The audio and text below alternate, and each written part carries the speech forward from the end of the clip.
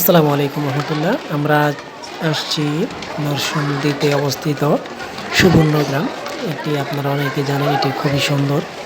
কিন্তু সুবর্ণগ্রাম পৌঁছতে আমাদের খানিকটা দেরি হয়ে যায়। আমরা ৫টার দিকে পৌঁছাই।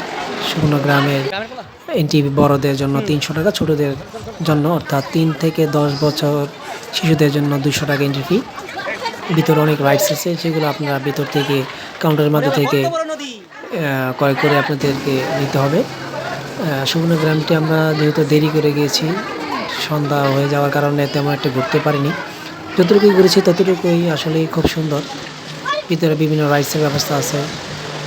তারপরে এখানে ঘুরে দেখার ব্যবস্থা আছে। এখানে একটা মিনি মিউজিয়াম, আপনার চিড়িয়াখানা আছে, মিনি জু আছে। যা সন্ধ্যা হয়ে যাওয়ার কারণে ওটি বন্ধ করে দিয়েছিল। যাক, যেহেতু ঘুরতে সেই মিলে সব মিলে খুব সুন্দর ছিল। ধন্যবাদ সবাইকে। আসসালামু আলাইকুম।